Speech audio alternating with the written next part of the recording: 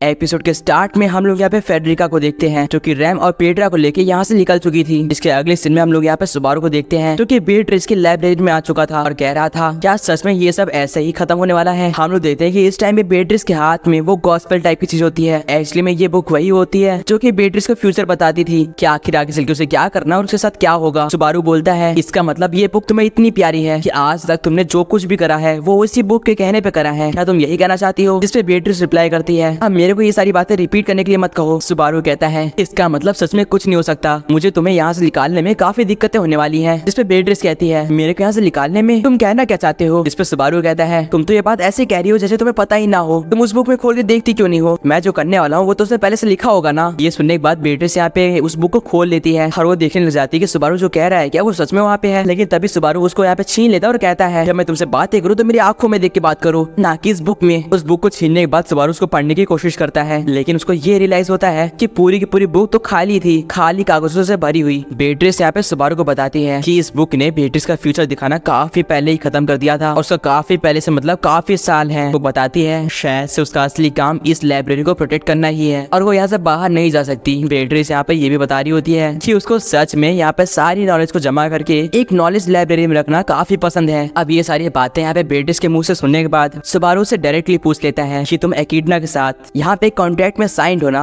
और अगर मैं गलत नहीं हूँ तो तुम एक स्पिरिट हो। जो कि सुनने के बाद बेट्रिस यहाँ पे बिल्कुल शांत हो जाती है। सुबारू बोलता है इस बुक में तो कुछ भी नहीं लिखा हुआ है, उसके बाद भी तुम किसके कहने पे ये सब कर रही थी। जिसपे बेट्रिस बताती है कि उसने मेरे को लास्ट ऑर्डर ये दिया था कि एक ना एक दिन तुम्हारे लाइब्रेरी में कोई इंसान आएगा और तुम्हें उसी दिन का इंतजार करना है। बेट्रिस बताती है कि वो उस टाइम से अभी तक वेट कर रही है कि आखिर वो इंसान कब आएगा। जब भी कोई भी इंसान उसकी लाइब्रेरी की डोर पे हाथ रखता है उसे एक धोखा मिलता है क्योंकि वो इंसान वो होता ही नहीं है। अब सबसे बड़ी बात ये है कि उसने बेट्रिस को ये तो बताया ही नहीं कि वो इंसान कौन होगा और इसीलिए बेट्रिस कुछ नहीं कर सकती। और वो कहती है कि इसलिए अब उसे कुछ भी फर्क नहीं पड़ता, वो चाहती है कि उसकी ये ड्यूटी यहीं पे खत्म हो जाए, उसकी ये पूरी पूरी सफरिंग भी यहीं पे खत्म हो जाए और उसकी लाइफ भी यहीं पे खत्म हो जाए। और अगर ऐसा कोई कर सकता है तो वो तुम हो, यानी कि सुबारू। सुबारू कहता है इसका मतलब तुम मुझे कह रही हो कि मैं तुम्हें मार दूं, ऐसा मैं कैसे कर सकता हूँ। लेकिन उसपे बेट्रिस रिप्लाई देती है मारना एक एक्यूरेट वर्ड नहीं होगा, मैं चाहती हूँ कि तुम मुझे इस कॉन्ट्रैक्ट से फ्री कर दो, मैं काफी टाइम से यहीं पे बंद हूँ। सुबारू यहाँ पे उसकी बुक को पटकते हुए कहता है कि आखिर तुम मेरे से ऐसी उम्मीद कैसे भी कर सकती हो, तुम्हें ये बात किसी से कहनी है तो कह देना, लेकिन ये बात मेरे से बिल्कुल भी मत कहो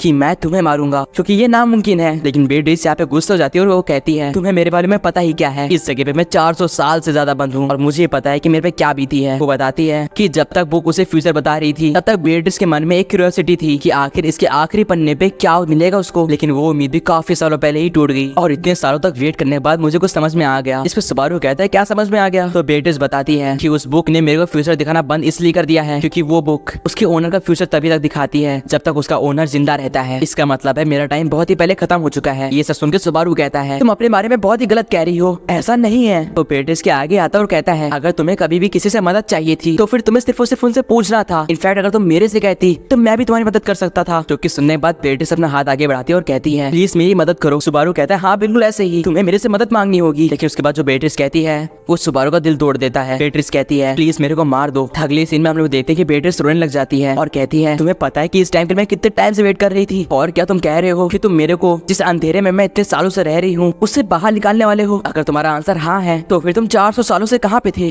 जब मैं तुम्हारा इंतजार कर रही थी। बेट्रिस यहाँ पे पूरी तरह से टूट चुकी थी। वो कह रही थी तुम कहते कि तुम मेरे को बचाने वाले हो, लेकिन अगर तुमको मेरे को बचाना था तो तुम पहले क्यों नहीं आए। जिस टाइम तुम सच में मेरे को बचा सकते थे तुम उस टाइम कहाँ पे थे। वो कहती है कि अगर अभी भी तुम मेरे को बचाना चाहते हो तो सिर्फ और सिर्फ एक ही रास्ता है, तुम मेरे को अपने लिए नंबर 1 बना लो। बेट्रिस का सीधा सीधा मतलब ये था कि वो एमिलिया को अपनी पोजीशन से हटा के बेट्रिस को नंबर 1 पे रख दे। वो रोते रोते कह रही थी तुम सबसे पहले मेरे को चूज करो ना कि किसी और को। अगर मेरे को हेल्प चाहिए तो सबसे पहले मेरी हेल्प करो ताकि मेरे ये कॉन्ट्रैक्ट टूट सके। लेकिन शायद से ऐसा नहीं हो सकता, इसीलिए मैं चाहती हूँ कि तुम मेरे पूरे पूरे इस ड्रीम को अपने हाथों से ही खत्म कर दो, या फिर सच में तुम मेरे लिए वही इंसान बनने वाले हो जिसके लिए मैं इतने टाइम से वेट कर रही थी। और अगर नहीं तो मैं चाहती हूँ तुम अपने इन्हीं हाथों से मेरे को मार दो प्लीज सुबारू। ये सब सुन के सुबारू कह रहा होता है मैं कहाँ पे फंस गया, आखिर ये सब मेरे साथ ही क्यों होता है, मेरे को क्या करना चाहिए। लेकिन तभी पीछे से यहाँ पे दरवाजा खुलता है और कोई यहाँ पे बोल रहा होता है क्या वो इंसान मैं बन जाऊँ। ये सुन के यहाँ पे बेट्रिस कहती है तुम मेरी लाइब्रेरी में मेरे बिना परमिशन के कैसे आ पाई। इस पे एल्सा कहती है क्या तुम्हें सच में लगा कि तुम्हारी लाइब्रेरी में कोई नहीं आ सकता? फिलहाल ये काफी आसान था, बस मैंने पूरे मैंशन के सारे दरवाजे खोल दिए और आखिरी यही दरवाजा बचा था। काफी आसान था। एल्सा ये भी कहती है कि उसे खुशी है कि उसने ये काम पहले कर दिया, इससे पहले कि मेली वो उस विलेज से वापस आ जाती। अब ये सुनकर सुबारू कहता है क्या कहा विलेज? इस पे एल्सा रिप्लाई करती है हाँ विलेज, क्योंकि इस मैंशन से 3 लोग वहाँ पे भाग के जो गए हैं तो मैंने अपने दोस्त को वहाँ पे भेज दिया उनको मारने के लिए। ये सुनकर सुबारू कहता है क्या कहा तुमने अपने दोस्त को वहाँ भेज दिया? एल्सा बता रही होती है और क्योंकि मेरा मेन टारगेट यहाँ पे था इसलिए मैं यहीं पे रुक गई। हम लोग देखते हैं कि सुबारू बेट्रिस के आगे खड़ा हो जाता है उसको प्रोटेक्ट करने के लिए और एल्सा कहती है क्या तुम उसे बचाना चाहते हो? काफी पक्की दोस्ती लग रही है। जैसे ही सुबारू समय को यूज करने वाला था उससे पहले यहाँ पे बेट्रिस उसे यूज कर देती है और सुबारू बेट्रिस को लेकर वहाँ से भाग निकलता है। बेट्रिस कहती है अब तुम क्या करना चाहते हो? इस पे सुबारू कहता है सबसे पहले हमें विलेज जाना होगा। लेकिन जब वो लोग विलेज के रास्ते भाग रहे होते हैं तभी उन्हें रास्ते में कोई यहाँ पे छोटी बच्ची मिल जाती है। ये कह रही होती है तुम दोनों यहाँ पे क्या कर रहे हो? मुझे लगा एल्सा ने तुम दोनों को मार दिया होगा कब का। इसको देख के सुबारू बोलता है तुम तो वही हो। जिसके बाद ये कहती है तुम्हारे साथ उस दिन खेलने में काफी मजा आया था सुबारू। जिसके बाद हम लोग पास्ट देखते हैं और हमें मालूम पड़ता है ये तो वही लड़की होती है जिसने उस शापित डॉग से सुबारू को कटवाया था ताकि सुबारू मारा जाए। हम लोग देखते हैं कि एक्चुअली में ये तो सारे माबिस्ट को कंट्रोल कर सकती है और इसने यहाँ पे काफी माबिस्ट बुला लिए हैं। सुबारू बोल रहा होता है तुमने रम और बाकी सबके साथ क्या करा और क्या तुमने विलेज वालों के साथ भी? इस पे ये कहती है मुझे नहीं पता रैम कौन है, लेकिन हाँ मेरे को जो ऑर्डर मिला था एक बड़ी मेड और एक छोटी मेड को मारने का वो मैंने कर दिया। हालांकि मुझे नहीं पता था कि वो छोटी मेड और कोई नहीं बल्कि पेट्रा होगी, मेरी खुद की दोस्त। सुबारू कहता है मत कहना कि तुमने अपने दोस्त के साथ। जिसके बाद यहाँ पे मेली कहती है फिक्र मत करो वो मेरी काफी अच्छी दोस्त थी इसलिए मैंने उसे एक बार में ही खत्म कर दिया ताकि उसे दर्द ना हो। ये सुन के सुबारू बिल्कुल से टूट जाता है। उसे समझ में नहीं आ रहा था कि कोई इंसान ऐसा कैसे कर सकता है। वो ट्रॉमा में जा चुका था इसलिए उसे बचाने के लिए आगे बेट्रिस खड़ी हो जाती है। जिसको देख के मेली कहती है मत कहना क्या तुम मेरे से फाइट करने वाली हो? वैसे भी ये मेरा काम नहीं है, अगर तुम्हें फाइट करनी है तो तुम मेरे पार्टनर से करो क्योंकि उसकी जॉब थी तुम्हें मारना। इसके अगले सीन में एल्सा यहाँ पे बेट्रिस के ठीक पीछे आ जाती है और वो कहती है फिक्र मत करो काम कंप्लीट हो चुका है। लेकिन इससे पहले कि एल्सा उस पर अटैक कर पाती बेट्रिस तुरंत से ही अपना मैजिक यूज करती है और वो मैजिक यहाँ पे पेड़ पे जाके लगता है और वो पूरा पेड़ यहाँ पे जम जाता है। बेट्रिस कह रही होती है अगर तुम्हें लगता है कि मैं अटैक नहीं कर सकती तो ऐसा बिल्कुल भी नहीं है, मैं तुम्हें चुटकियों में खत्म कर सकती हूँ। एल्सा कहती है वेल तुमने मेरे को हैरान तो कर ही दिया क्योंकि मुझे नहीं लगा था कि तुम अटैक कर पाओगी। लेकिन अगली सीन में यहाँ पे बेट्रिस अपने स्पेल को चैंट करते हुए कहती है मिन्या। इस अटैक में काफी सारे फ्रोजन क्रिस्टल्स एल्सा की तरफ फेंके जाते हैं। एल्सा इन सबको अपनी नाइफ से तोड़ रही थी और बेट्रिस की साइड बढ़ रही थी लेकिन एक यहाँ पे फ्रोजन क्रिस्टल एल्सा को लग जाता है। जिसके बाद बेट्रिस उसे देखते हुए कहती है मैं तुमसे बहुत बड़ी हूँ, इनफैक्ट 400 साल ज्यादा बड़ी हूँ और तुम सोच रहे हो तो मुझे हरा दोगी? हरगिज नहीं। और इसके साथ बेट्रिस यहाँ पे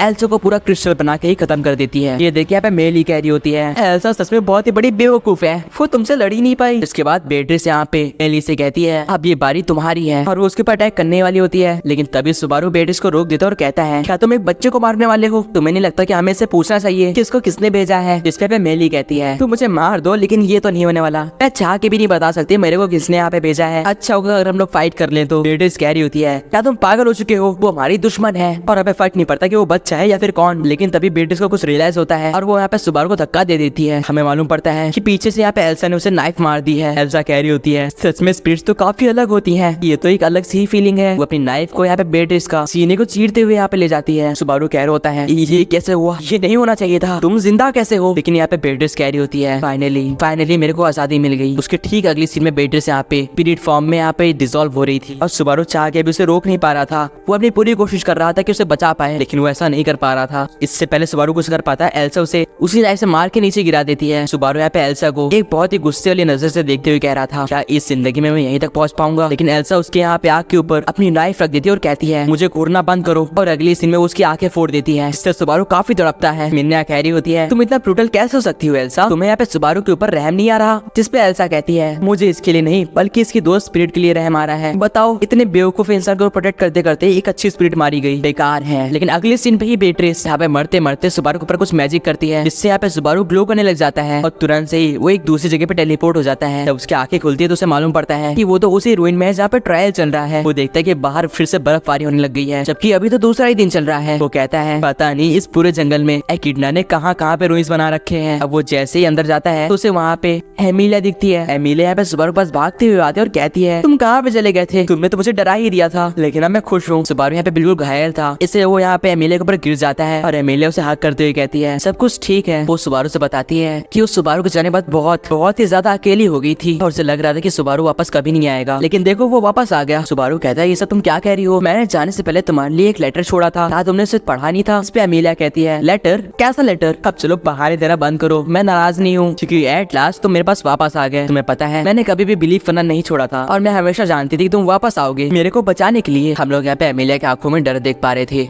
वो कह रही थी मैं बहुत ही ज्यादा डर गई थी, मुझे समझ में नहीं आया था मेरे को क्या करना चाहिए। मुझे लग रहा था कि तुम मेरे से नफरत करने लग गए हो और इसलिए मैं यहाँ पे आई सवालों के जवाब ढूंढने के लिए, लेकिन यहाँ पे भी आके कोई फायदा नहीं हुआ। एमिलिया ये भी कहती है कि जब तक सुबारू उसके साथ है एमिलिया को कुछ और नहीं चाहिए। एट लास्ट हम लोग एमिलिया का पूरा फेस देखते हैं और वो यहाँ पे सुबारू से कह रही होती है कि वो सुबारू से बहुत ही ज्यादा प्यार करती है और प्लीज सुबारू वापस उसे छोड़ के वहाँ से ना जाना, ऐसा वो कहती है। जब सुबारू वहाँ से बाहर आता है तो ग्राफिल उससे पूछता है तुम अंदर कब गए? ग्राफिल यहाँ पे सुबारू से पूछ रहा होता है और प्रिंसेस कहाँ पे है, तुम वहाँ जाके क्या कर रहे थे? सुबारू इस पे रिप्लाई करता है एमिलिया ने कहा कि वो मेरे से प्यार करती है और वो मेरे बिना नहीं रह सकती, जो कि सुन के ग्राफिल कहता है ये तुम क्या कह रहे हो? सुबारू कह रहा होता है कि उसने कहा कि जब तक मैं हूँ उसके साथ उससे और कुछ नहीं चाहिए। उस क्यूट फेस और क्यूट वॉइस के साथ उसने कहा था। ग्राफिल बिल्कुल गुस्सा हो चुका था और वो कह रहा था क्या तुम अपनी बकवास करना बंद करोगे? लेकिन तभी सुबारू पीछे मुड़ता और कहता है ये नामुमकिन है कि एमिलिया मेरे बारे में ऐसा कुछ कहेगी, वो कभी भी मेरे से प्यार नहीं करती थी, वो कभी ऐसा नहीं कह सकती, उसको अपनी साइड कोई भी नहीं चाहिए था, वो ऐसे ही ठीक थी। ग्राफिल कहता है तुम कहना क्या चाहते हो, आखिर वहाँ क्या हुआ? सुबारू कहता है अगर उसके साथ पा कभी होता और एमिलिया अकेले ना होती तो ये इम्पॉसिबल था कि वो मेरे पास आती, उसके पास और कोई ऑप्शन ही नहीं बचा था मेरे सिवाय, मेरे ऊपर निर्भर होने के सिवाय, इसलिए उसने मेरे को चूज करा। ग्राफिल उसे पकड़ता और कहता है क्या इसी वजह से यहाँ पे स्नोफॉल हो रही है? अगर हाँ तो हमें उस विच को वहाँ से खींच के निकालना होगा। सुबारू कहता है क्या तुम कहना चाहते हो कि मैं एमिलिया को वहाँ से बाहर लाऊं ताकि ये स्नोफॉल रुक जाए? ऐसा नहीं हो सकता। इस पे ग्राफिल कहता है आखिर ऐसा क्यों नहीं हो सकता? इस पे सुबारू रिप्लाई करता है क्योंकि ये स्नोफॉल एमिलिया नहीं करवा रही, जो कि सुनकर ग्राफिल कहता है तो फिर वो कौन है? इस पे सुबारू रिप्लाई करता है रोजवाल कहाँ पे है, मुझे उससे अभी की अभी बात करनी है। सुबारू कह रहा होता है इस वर्ल्ड में सिर्फ और सिर्फ उसका आखिरी मकसद यही बचा है कि वो मरने से पहले रोजवाल से यहाँ पे बात कर ले ताकि इस वर्ल्ड का पूरा मिशन कंप्लीट हो जाए। अब हम लोग यहाँ पे रोजवाल की जगह देखते हैं जहाँ पे ग्राफिल और सुबारू दोनों ही गए होते हैं। रोजवाल इन दोनों को ही देख के कहता है मुझे विश्वास नहीं हो रहा कि तुम दोनों साथ में आ सकते हो, क्या बात हो गई? जिस पे सुबारू पूछता है ये स्नोफॉल तुम ही करवा रहे हो ना? जिस पे रोजवाल कहता है मुझे हैरानी है कि तुम लोग को मालूम पड़ गया, हाँ इसको मैं ही करवा रहा हूँ। लेकिन ग्राफिल कहता है क्या तुम मान रहे हो